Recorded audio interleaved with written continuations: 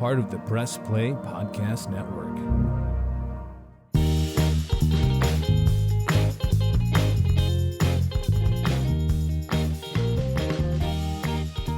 Hello, Brookes here with the Books with Brookes monthly book club podcast. We are part of the Press Play Podcast Network. We read one book a month together, and then we come on the podcast and we talk about it.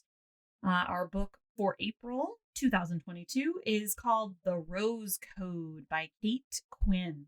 And you may recognize that name because we previously read another book by Kate Quinn called The Alice Network. It was a really popular book with the book club, and The Rose Code came out in 2021. So we were really excited to pick it for book club this month. I did give people plenty of notice, almost 2 months on this one, because it's a doozy. It's a 600-pager. It goes fast. It's a page turner. Very easy to read, but it is long. So beware.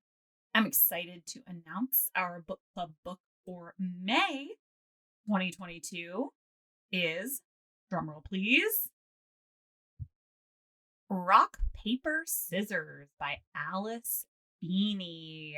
And there's a reason I chose this book. It's because we will actually not be meeting in the month of May. Book Club is taking 1 month off from the podcast and from our meetings. And that's because I am getting married in Scotland.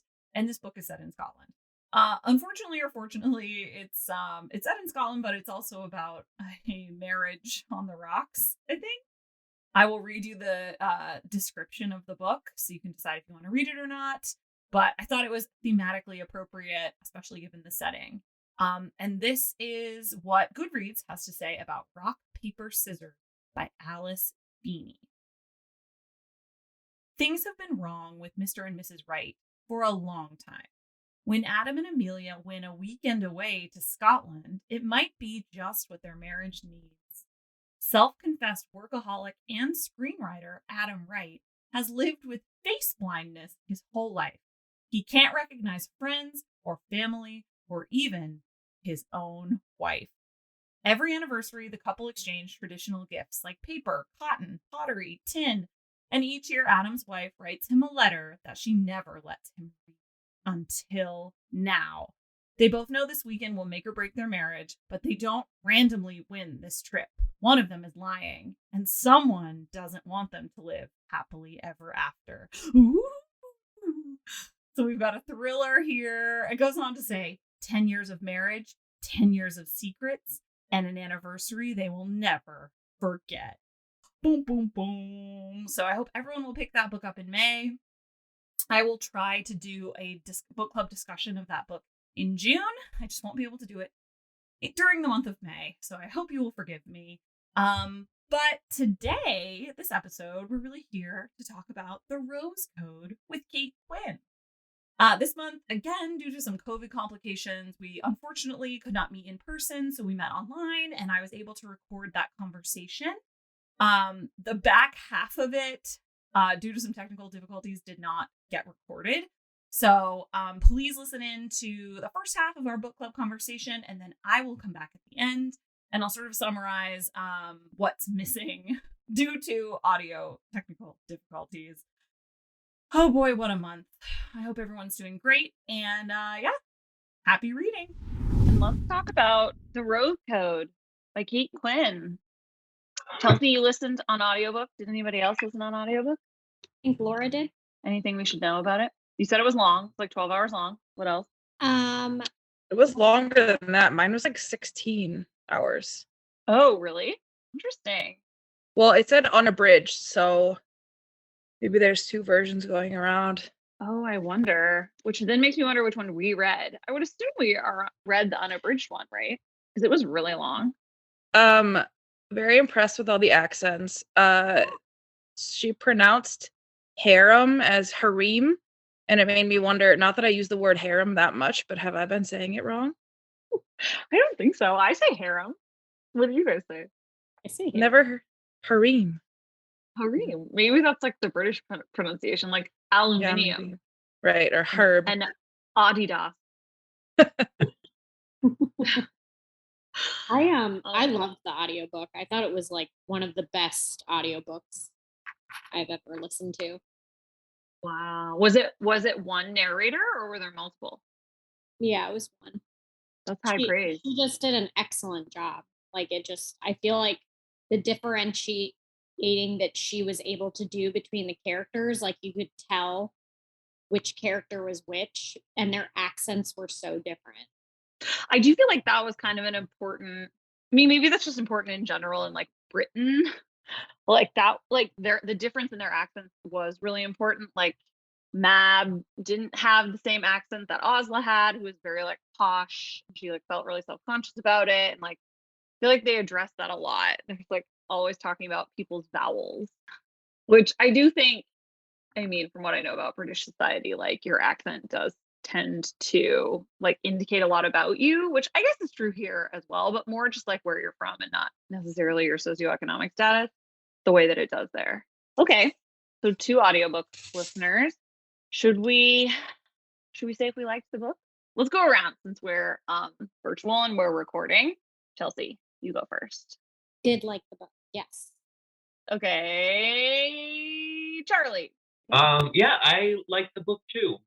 I found it an easy read, even though it was on the longer side, and yeah, I was just very engaged with it the whole time. Amazing. Nick. I'll give it 1 thumb up instead of 2 thumbs up, but I liked it. Wow, I've never seen Nick like a book. That's huge. It's been a I'm while. a harsh critic, but I am so excited to hear that, Nick. That's great. Catherine? Yes, I like the third of it I've read so far. But Oh, yes. You're not Yes. quite finished. Okay. yes. But Great. yeah. So far good. So far, so good. Megan? Yeah, I really liked it, and there must be something about this author because so she wrote The Alice Network that I think everyone liked when we read that one, and I Yeah. would say I like this one even more. But and she also has some other novels that I probably want to check out now too. Yeah. I really liked it. Amazing. Laura? Yeah, I really like this book. I feel like maybe I learned more about history from this book than I did in school, because it actually made me want to pay attention. And now that you're saying, Megan, she has more books, I feel like I want to check those out. But I felt like it was very visually descriptive, and I could see it as like a movie or mini series or something, especially Yes. a couple significant scenes. It actually is being developed as a TV series right now. It doesn't sound like it's gotten picked up anywhere yet, but it's somebody famous's production company. I forget who. I looked it up earlier, but it is being developed. So that's exciting. Definitely a series I would watch about like the Bletchley Park Wrens or whatever they call them. So did Um, anybody ever watch the movie Enigma? Yes, I saw Enigma. Yes, that's one of my favorite movies, and it was set at Bletchley Park. Was it actually? Oh wow! Yeah, I don't think I that's like, realized they that. kept making references to it. Bletchley Park and all of the like Enigma code breakers.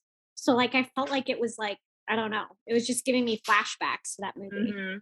Yeah. Is that the more recent one that focused on Alan Turing, or is that a different one? No, yeah, that's a different. that's the one I'm thinking of, Charlie. Yeah. This What's the one was Alan like Turing one? 20 oh gosh, like 2017, 2016 maybe. It was 2001. I just looked it up. Oh, I'm old. Oh, I I'm know. old. Enigma 2001. I just looked it up. No, the The- Alan Turing one. Which Is one was the that? Imitation Game. The Imitation Game. That's right. Oh, And that was a movie good was one. I so liked good. that one. Yeah, it was really good. Yeah, and Alan Turing is a side character in this book, which is kind of interesting. And they say something about him being gay in this book too, which is obviously relevant because he was like prosecuted for being gay and chemically castrated, and then he killed himself. So great job, England. Yikes. I also liked the book, which makes this a unanimous thumbs up. That has not happened in a really long time. That is so exciting. I also really liked it. I really look forward to reading it, although I did think it was about 200 pages too long. Maybe 150. Yeah, fantastic story, compelling characters, super visual. It really pulled you in. Yeah, I thought it was great. I loved it. I think I Finally. might get her other books now. I'm like on a roll. Yeah. I was just trying to look up what her other books are, and my internet isn't working well enough. But once I get it to work, I can read it, or someone else has it pulled up. I felt definitely similar to what Laura said about just it making me kind of care or like be more interested in history. Because like in high school, I struggled so much, but I like went and I was like, oh, let me look up all the details on World War II. And I feel like her writing was, I like that it was at least partially based on real people and like factual events and whatnot. Yeah. I have complained in the past when we read historical fiction that I find it kind of frustrating because I can't tell what's real and what's fiction. And so I end up Googling a lot of things and like spoiling the book for myself. And for some reason, it didn't really happen as much in this book.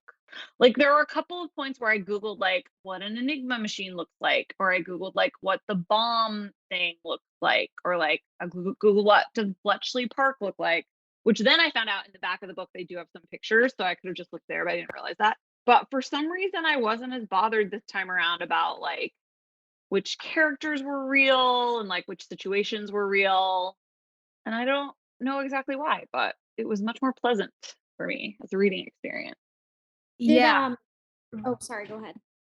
I was gonna say I didn't do a ton of digging either, but I did somehow learn that there was an Osla who was at Bletchley Park who was dating Prince Philip.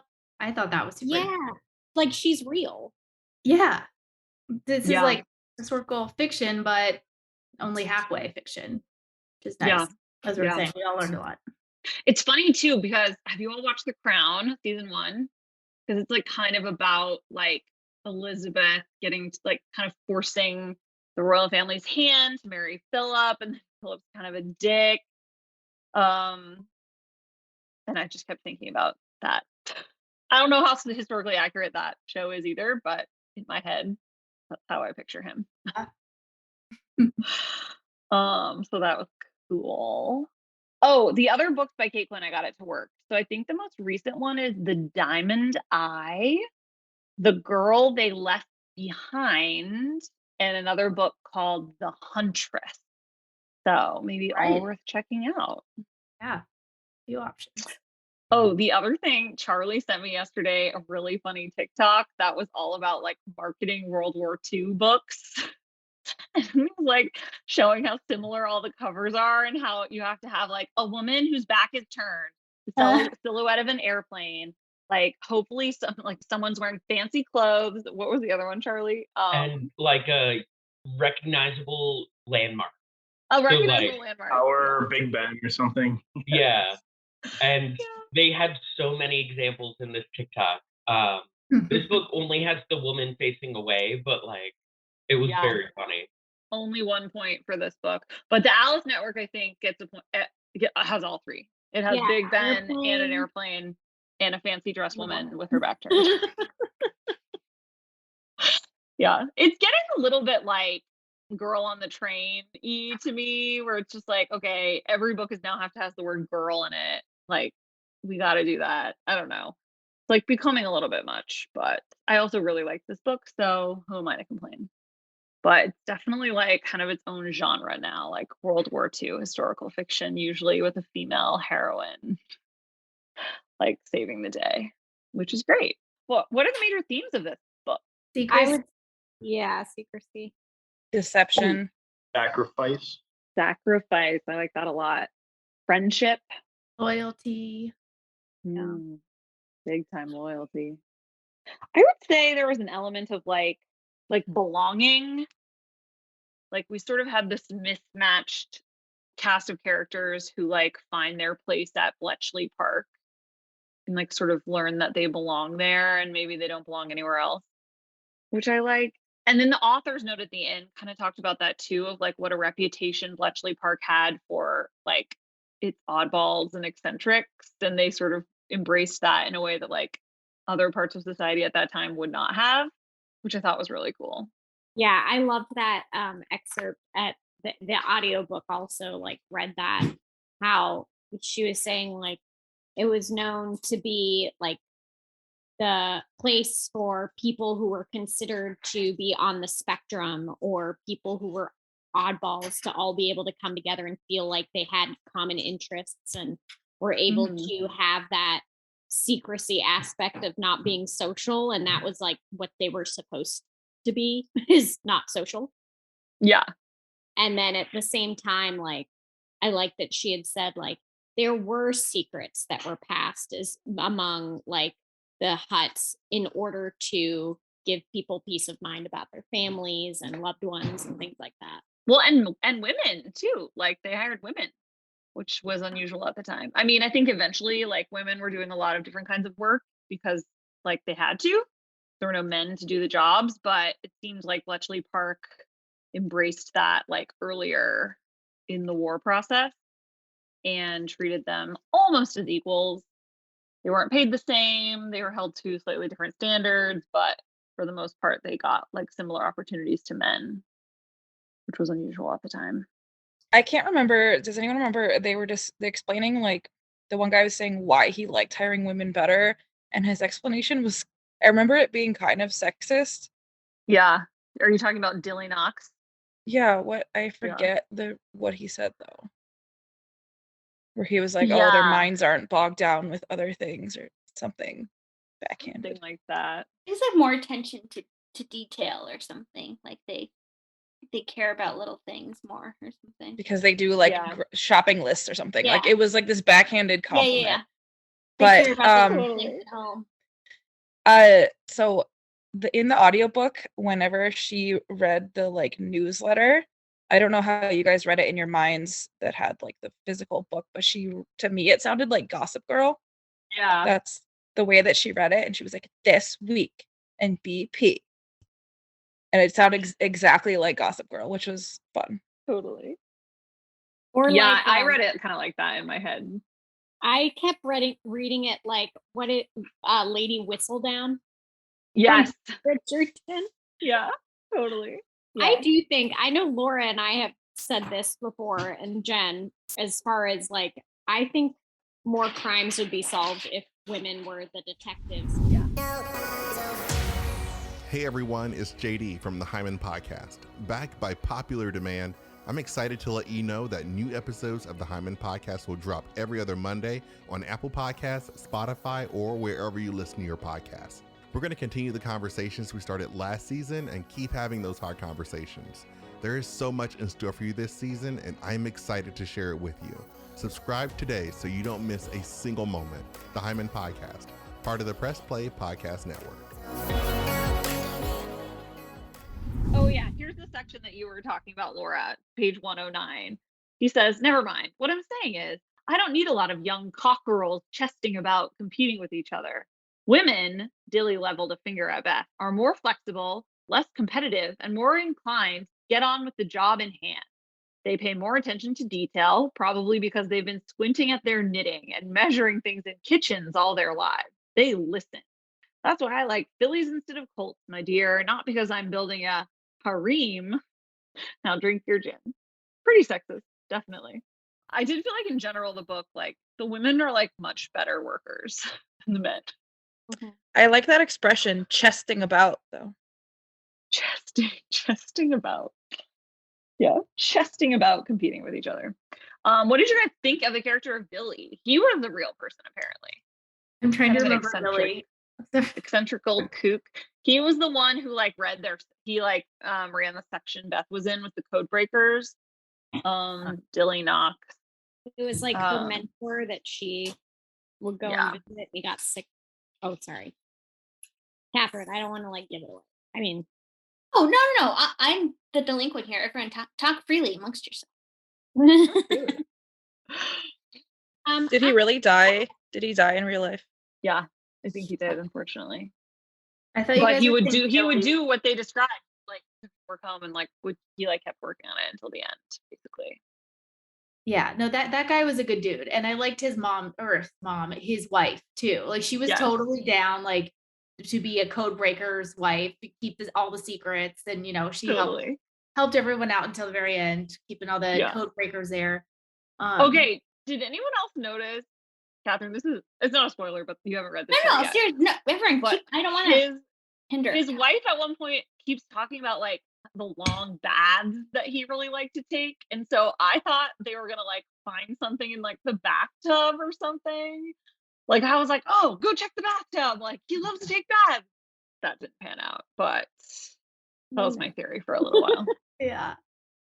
I'm like, he's got a code breaking machine in the bathroom. Go look in the wall. Yeah, like I wonder what place that served. Like I don't know, like Yeah.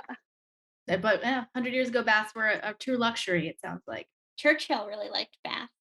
Really? Yeah, like they said he did a lot of his like good best thinking in the baths. He used to take like hour-long baths. Huh. You know what? Same. Yeah, I'm that way with showers. Same. So believe it, I'm just like Churchill. That's cool, Catherine. I did not know that. And this was like of the time. Maybe he did it to copy Churchill. Maybe that was like a thing among intellectuals at the time. Have a long hot thing. Okay. Our first sentence comes from the prologue, November 8th, 1947. London. The enigma arrived in the afternoon post, sealed, smudged, and devastating. It's quite a dramatic opening sentence. Quite, wouldn't you say? Honestly, a little over the top. I mean, I guess it was like a shift or a push back into like this period of time that they can't talk about and have to try not to think about. But like, was it that devastating? Carly, it was devastating. To be fair, this prologue chapter is about Osla, who is definitely our like drama queeniest of the three. So I feel like if we're kind of in her world, like that is how she would describe it. Sealed, smudged, and devastating. But yeah, it's a little heavy-handed. I like it though. I feel like it drew me in.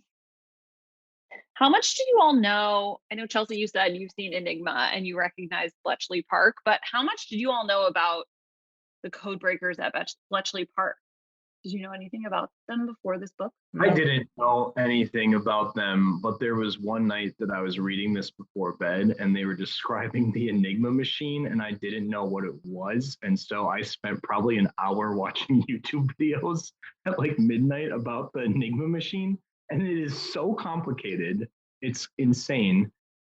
But then it's kind of interesting to think, oh, today would just be like a computer program and you don't need all these wires and wheels and all this crazy stuff. You just like hit go on your, script and it would just run itself. Yeah, Nick, that I would like to watch because I didn't understand like really the bombs where they're like picking the wires apart with tweezers. And if they did it wrong, they got electrocuted. Like, and then, yeah, like how many steps there were to like breaking and then translating, like intercepting, breaking, translating the codes, like so many people involved in just like one little message. It's insane. What they call it, like cryptography or something. Every time they did it, cryptograms. Yeah. I was like bananagrams. Like Wordle. Is it like Wordle? Like Wordle. Yeah, I didn't. Yeah, I did not know. Did anyone else reading this think like maybe you could do it? Like you could break the code? I don't think any of us could break the code. I mean, I'm sorry. Like, you're all very smart. Rude. Watch these two videos. It is so insanely complicated. I think you have to be like a mathematician mastermind to break. What about Beth? She was just like a genius. I don't know. She was like the Goodwill Hunting. Yeah. Well, they kind of described her as if she were on the spectrum. Like she had no kind of concept of other people's emotions or like how they were, like she was terrible with social like norms and being able to pick up on things because she was so focused. So I feel like in a way they were making it so that she was like on the spectrum as far as that goes, because she lacked those social skills of, like it said multiple times, like she didn't notice Dilly was sick and she didn't know that Patty or Pet, whatever her friend was, Peggy switched huts. It was just like, you're smart. But she also just was like lost in the world of the puzzle and like lost in the world of the code breaking, which it seems like, you know, they encouraged that and it helped them, but then was like ultimately like probably really bad for their like mental health. But like they would do those like 12-hour shifts. Like imagine working a 12-hour shift where you're just like sitting in a cold room trying to crack a enigma. Like what? It sounds crazy. Honestly, it seems very satisfying. Like when you Laura, do you're get into one. it. Yeah, I want to go back in time and try it. But nothing else that comes with it as far as being a woman back then. I have Yeah. a question that I've been thinking about today. What? What was everyone's favorite of the three, Beth, Mab, and Osla? Who was your favorite character? I think Osla.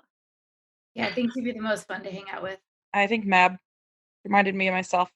Oh, I think I'm Team Osla just because of her like sharp wit and Yeah. wittiness, and also just that Mab had so much like misplaced anger she directed at her. I was like, come on, you know it's not directly her fault.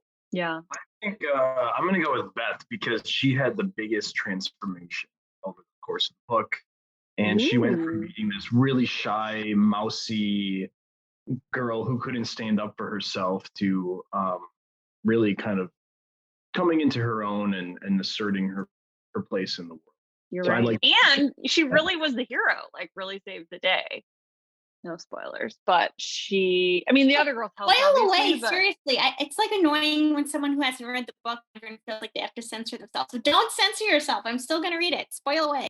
Okay. But no, Nick, I love that because she, yeah, I felt like, yeah, not only did she have the biggest transformation, but she was also really our heroine who like uncovered the mystery and then didn't give up. I've never heard the name Bethan before, and that always kind of made me laugh. I'm bummed that Beth isn't here because that's all I want to refer to her as. And I was just curious if that name, like, I don't know, it like stuck around in my head, and I was always thinking about, is it Bethan or is it Bathan, like Nathan, but with B? That's where my head is. I think it's, I don't know. It's Yeah, I like- don't know any Bethans with no It's Y. like Bethany with no Y at the end. Oh, Bethany. Yes. Now that's a name I know. Have heard Well, before. it was pronounced Bethan in the book. Bethan. Bethan. Isn't It there is an Bethan. area in the UK called Bethany? Yeah. Am I making that up? No, you're thinking of Brittany. Oh, yes. Although maybe there's a Bethany too. Maybe there is. So what did we think of their friendship? Those three gals, those three cool gals, Mab, Osla, and Beth. The mean girls of Bletchley Park. To me, it was like sisters. Yeah. Sharing clothes and getting ready and talking about boys. But also like fighting and not liking each other on occasion. Yeah. Also not getting along and feeling very dramatic. It reminded me of like college roommates. Like you get so close, like trauma bonding. But then you also fight. Yeah, it was a little bit like coming of age. Yeah, definitely. Hello, this is Brookes. I'm back. So sorry about the technical difficulties. We weren't able to record the second half of our book club conversation. But I did take notes while we were talking. So I have some more stuff because I know there's a lot in this book. It's quite long. There's lots of characters. There's lots of history. There's a lot here. Plenty to discuss. So some of the other things that came up during our book club conversation were talking about like secrecy and rationing and how as like millennial Americans, that's really hard to like identify with and understand. Because like talking about like the Secrets Act and like Beth keeping this really big secret. Maybe it's me personally, not a good secret keeper, but I just don't think I would be a good secret agent because every time they were like, oh, I could never say. I'm like, no, you can just say it. Like, you could just say. And I don't think, like, as Americans, we've got this whole, like, stick it to the man, like, anti-government sort of approach these days. Or maybe always, I don't know. But that was hard to identify with. We talked about having to find happy moments during a crisis. I think that's so true. During war times, it's like we need to try to find a way to continue to celebrate, continue to live, continue to find joy, or else, like, what is the war for? What are we all fighting for? And we sort of talked about that in relation to all of our experience going through the pandemic. I think it was kind of similar. Like, we had to find joy even in the dark times, to try to, like, kind of buck up and get through it together. I think there's a lot of that in this book.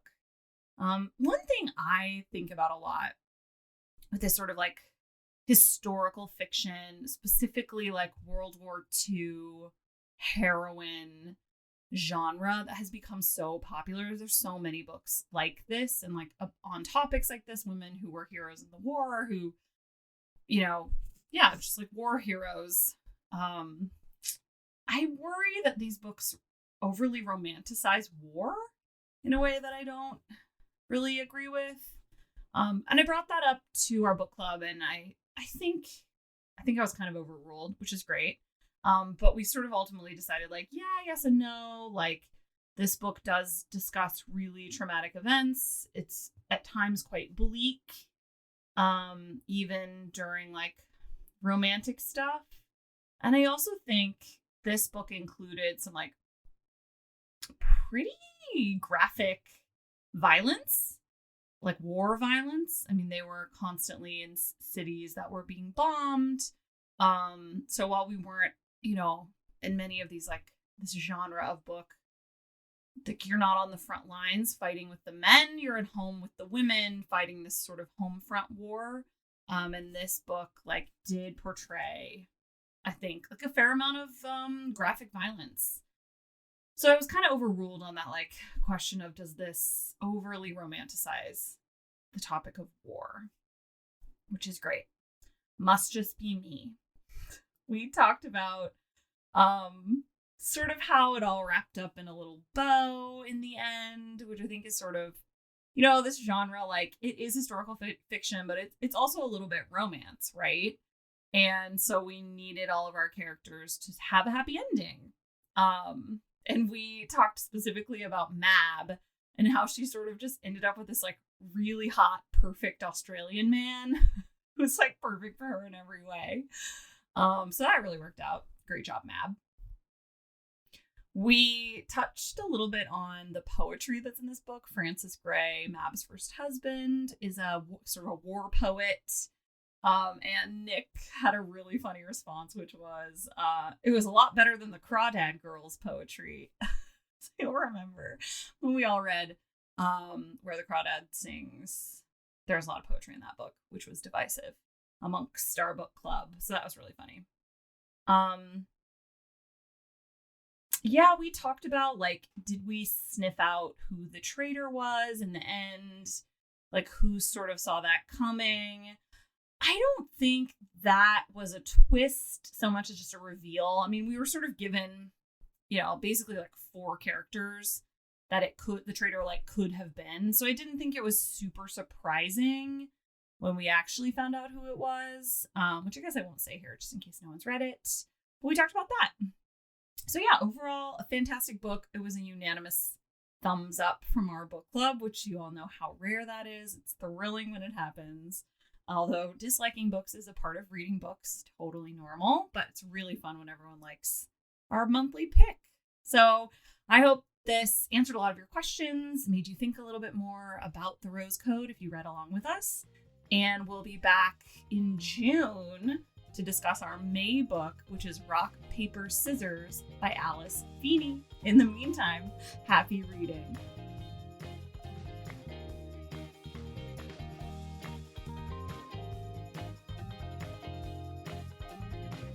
Books with Brookes is produced by Mo Barrow with theme music by Jonathan Allen.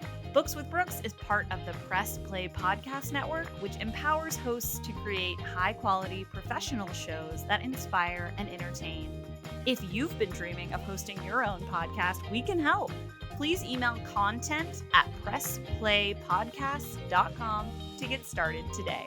Please be sure to subscribe to get the latest episodes wherever you listen to podcasts.